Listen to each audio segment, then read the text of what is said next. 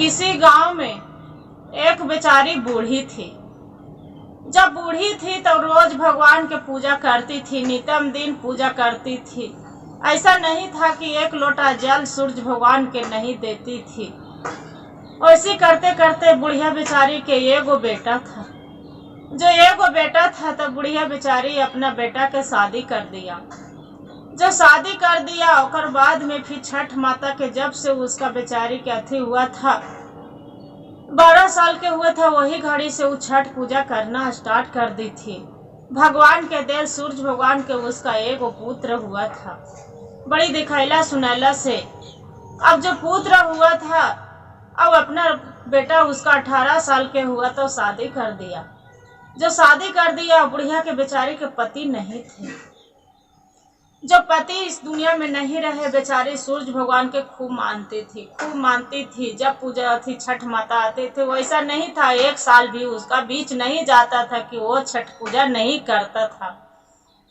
एक दिन के एक समय की बात है, अपना लड़के के शादी किया तो उसका बहू आई तो बोलती है, ये क्या कर रहे हैं माँ, आप तो लगते हैं कि नया नया फैशन कर रही है। वो बोलते हैं बुढ़िया बेचारी कि देखिए बहू, इन्हीं के देल सूरज भगवान के आज मेरा लाल है, जे अपमान मत करो। उसका बेटा बोलता है कि देखिए माँ के साथ काम करिए। जे बेचारी का करती है, जहिया नेहा खाते हैं, नेहा के खाते हैं, जहिया भी अपना आंगन धोलाते हैं, निपाते हैं, पुताते हैं गाय के गोबर में, और खाना बड़ी प्रेम से बनाते खिलाते हैं, सभी को खाते हैं। वो बहू रहती है तो चप्पल पहन के सगरों धांगले चलती है। उनका पति बोलते हैं कि ऐसा मत करो।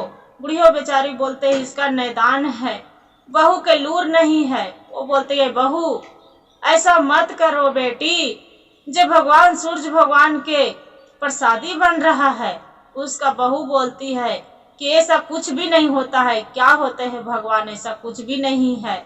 जिसका पहन के हमको पैर लेट जाएगा, चप्पल पहन के हम जरूर जाएंगे, हम चप्पल पहन के नहीं जाएंगे तो मेरा पैर लेट जाएगा गोबर से, जे घिना लगता है गोबर। वो फिर उसका फिर बिहान होते हैं, फिर गाय के गोबर लाती है बुढ़िया बेचारी, आंगन नीपती है। नीप पोत के अब भगवान के प्रसाद बनाने बैठ जाती है।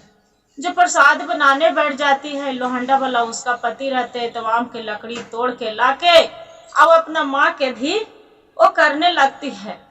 जो अपना माँ के करने लगती है, साथ मिलके उसका मदद बनाने में साथ देते हैं। उसका फिर पत्नी रहती है बुढ़िया के बहू, वो फिर क्या करती है कि चप्पल पहन के पूरा धांगले चलती है। उसका पति बोलते हैं कि मत ऐसा करो, माँ भगवान के प्रसादी बना रही है। आज माँ के भगवान के सूरज भगवान के देल इतना अन्न धन मेरा भी जो भी है जाज इन्हीं के देल है, मत ऐसा अपमान करो। वो बोलते हैं ती है कि क्या वैसा कुछ भी नहीं है, जो भी है जे आप ही सब मांग करिए, जे मेरा पैर लेट जाएगा, हम खाली पैर नहीं चलने वाली हूँ। वो नहीं मानती है। बेचारी बोलती है बुढ़िया, या सूरज भगवान इसका ज्ञान नहीं है, ज्ञान दीजिएगा प्रभु, इसका माफ कर दीजिए, जो गलती कर रहा है जो क्षमा करिएगा प्रभु। बेचारी बुढ़िया माता है, माँ भी होती है, सास से है। वो विनती मांग रही है, भगवान से कर रही है। फिर बिहान हुआ बुढ़िया बेचारी फिर गाय के गोबर लाती है, आम के लकड़ी लाते हैं उसका बेटा, और गाय के गोबर ला के आंगन नीपती है। आंगन नीप के और ओकर बाद में आम के लकड़ी से जला के अपना प्रसादी बनाने लगती है, ठेकुआ बनाने लगती है, लड़ुआ बनाने लगती है। फिर उसका बहू आती है चप्पल पहन के, फिर घूमल चलती है, फिर मना करती है बहू बुढ़िया कि देखो बहू ऐसा मत चलो, भगवान के प्रसादी बन रहा है। जे वो फिर बोलती है वही बात कि नहीं ऐसा कुछ भी नहीं, हमको पैर लेट जाएगा। वो नहीं मानती है। शाम को होता है, शाम को समय बहू चमकती है, नहीं हम नहीं जाएंगे पोखरा पर। उसका पति बोलते हैं कोई बात नहीं जाएंगे तो हम चली जाएंगे। अपना माँ के साथ उसका बेटा, अपना माँ बेटा को अर्घ देने निकल जाते हैं। जो निकल जाती है उसका बहू है जो भी पीछे पीछे चप्पल पहन के चली जाती है। सुबह होते हैं, सुबह होने के बाद वो क्या करती है उसका बहू कि अपना सहेली के साथ यहाँ बोलते हैं उसका लड़का कि माँ के सूप दो, माँ गंगा जी में ठाड़ है, जल में सूप ले ले, सूप दो, नहा खींच के जाओ। उसका पत्नी बोलती है नहीं नहीं, हम नहीं कथी करेंगे, ये सब हमको नहीं आता है, हम नहीं करेंगे। वो बेचारी क्या करते हैं, अपना माँ के बेचारा बेटा रहता है तो जाके सूप खुद से धरा देता है। और बाद में माँ उसका अर्घ देती है। ये अपना सहेली के साथ उसका बहू रहते हैं, चल जाती है चाट गुपचुप खाने के लिए। चल जाती है। ये माना करते हैं उसका पति कि मत जाओ, जे माँ छठ कैले है तू वहां पर जाएंगे।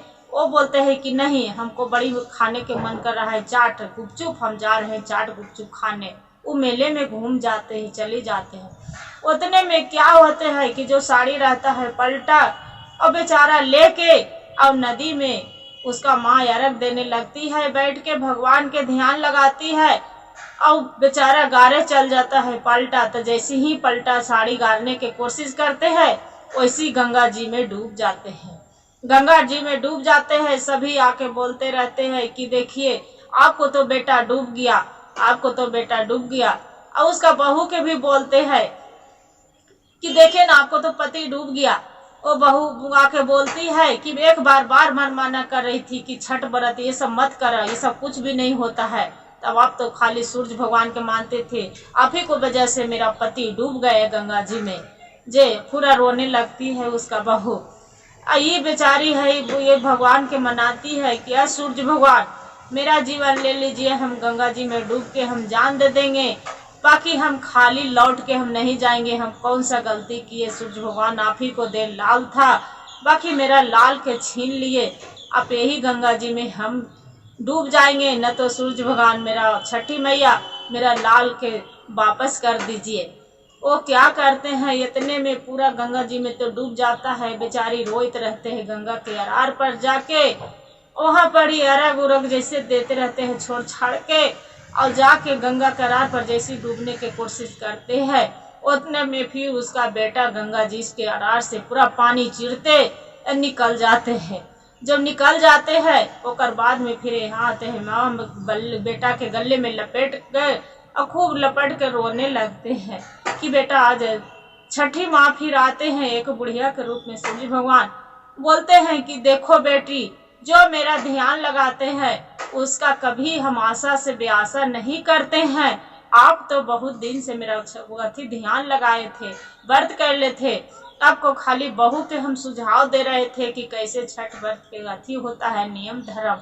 वही जाके उसका बहू भी अपना सास के चरण पर गिर जाती है, माफी मांगती है कि माँ जी मेरा माफ कर दीजिए, जे अभी आपको साथ हम भी छठ व्रत करेंगे, माँ जे मेरा माफ कर दीजिए। छठ मैया की कृपा होगा, छठ माता की कृपा होता है तो उसका बहू के भी गोद भर जाते हैं, सुंदर सा पुत्र जन्म लेते हैं। उसका बहू भी छठ व्रत करने लगती है। जो कार्तिक महीना आते हैं चाहे चैत महीना आते हैं, तभी वो बेचारी छठ का सास बहू दोनों धूमधाम से उसका बेटा मनाने लगती है। जय छठी मैया, जय सूरज भगवान। जैसे वो बुढ़िया पर दया की भगवान जैसी सब पर दया बरसाइएगा छठी मैया।